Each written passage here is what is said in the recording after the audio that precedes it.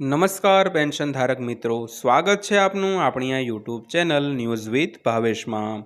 તો કેન્દ્ર સરકાર દ્વારા 8મા પગાર પંચની રચનાને મંજૂરી મળતા જ કેન્દ્રીય કર્મચારીઓ અને પેન્શનરો માટે સારા સમાચાર છે। તો ખરેખર અમે તમને જણાવી દઈએ કે જો આ કમિશન કર્મચારીઓના પેન્શનમાં વધારો કરવા માટે આટલા ફિટમેન્ટ ફેક્ટરને આધાર બનાવે છે તો કર્મચારીઓના પગાર અને પેન્શનમાં નોંધપાત્ર વધારો થશે મિત્રો। તો મિત્રો, પેન્શનરો માટે ખૂબ સરસ મજાની માહિતી આપણે લઈને આવી ગયા છે અને જો તમે રોજે રોજ આવા જ વિડીયો અને માહિતી જોવા માંગતા હો તો આપણી આ ચેનલને અત્યારે સબસ્ક્રાઈબ કરી લેજો અને આપણા વિડીયોને લાઈક પણ કરી દેજો દોસ્તો। તો જો કેન્દ્ર સરકાર દ્વારા 8મા પગાર પંચની રચનાને મંજૂરી મળતા કેન્દ્રીય કર્મચારીઓ અને પેન્શનરો માટે સારા સમાચાર છે। તો એવી અપેક્ષા છે કે કમિશન નિવૃત્ત કર્મચારીઓના પેન્શનમાં વધારો 2.86ના ફિટમેન્ટ ફેક્ટર પર આધારિત કરશે। જો આવું થાય તો પેન્શનરોને તેમના માસિક પેન્શનમાં નોંધપાત્ર વધારો જોવા મળી શકે છે, જેનાથી તેમને આર્થિક રીતે ફાયદો થશે મિત્રો। ત્યારબાદ વાત કરીએ તો હવે લઘુત્તમ મૂળભૂત પેન્શન કેટલું છે। તો 7મા પગાર પંચે પેન્શનરો માટે 2.57 ફિટમેન્ટ ફેક્ટરને આધારે પેન્શનની ભલામણ કરી હતી। તો આ કારણે નિવૃત્ત કેન્દ્ર સરકારના કર્મચારીઓનું લઘુત્તમ પેન્શન દર મહિને ₹9,000 છે, જ્યારે મહત્તમ પેન્શન દર મહિને ₹1,25,000 છે મિત્રો।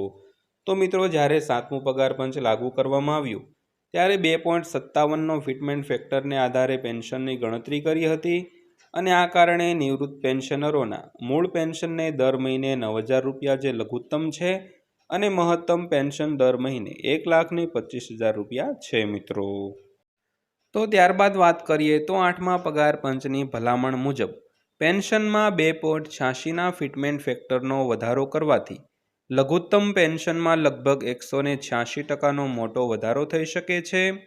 તો વર્તમાન માસિક પેન્શન ₹9,000થી વધીને લગભગ ₹25,740 થશે। તેવી જ રીતે મહત્તમ પેન્શન જે હાલમાં ₹1,25,000 છે તે સંભવિત દર મહિને ₹3,57,500 સુધી પહોંચી શકે છે। તો પેન્શનરો માટે નોંધપાત્ર નાણાકીય પ્રોત્સાહન હશે મિત્રો। તો મિત્રો, જો 2.86નું ફિટમેન્ટ ફેક્ટર લાગુ કરવામાં આવે તો પેન્શનમાં લગભગ 186%નો મોટો વધારો થશે। તો માસિક પેન્શન જે લઘુત્તમ ₹9,000 છે તે વધીને ₹25,740 થશે અને તેવી જ રીતે જે મહત્તમ પેન્શન હાલમાં ₹1,25,000 છે તે સંભવિત દર મહિને ₹3,57,500 થઈ જશે મિત્રો। તો હવે ત્યારબાદ વાત કરીએ તો મોંઘવારી રાહત 53% છે। તો આ ઉપરાંત મોંઘવારી રાહત એટલે કે ડીઆર જેવી સુવિધાઓ મળવાને કારણે પેન્શનમાં મોટો વધારો થશે। તો તમને જણાવી દઈએ કે હાલમાં મોંઘવારી રાહત મૂળ પેન્શનના 53% પર નિર્ધારિત છે। તો મોંઘવારી રાહત સામાન્ય રીતે વર્ષમાં 2 વાર સુધારવામાં આવે છે। તો આવી સ્થિતિમાં પેન્શનરોના પેન્શનમાં વધારો થશે તે લગભગ નિશ્ચિત છે મિત્રો। ત્યારબાદ વાત કરીએ તો ભલામણો 2026માં લાગુ કરવામાં આવશે।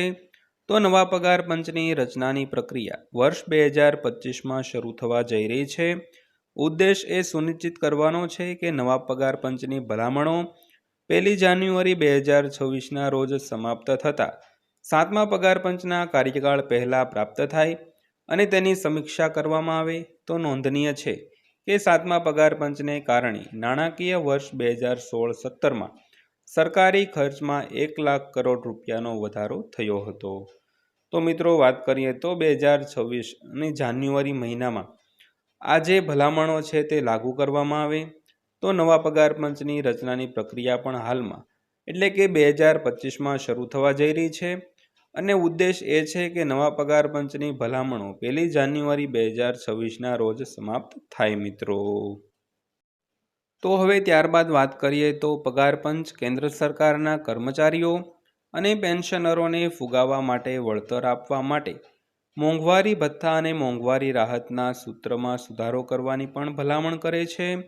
તો રાજ્ય સરકારો પણ કેન્દ્રીય પગાર પંચની જેમ તેમના કર્મચારીઓના પગારમાં સુધારો કરે છે।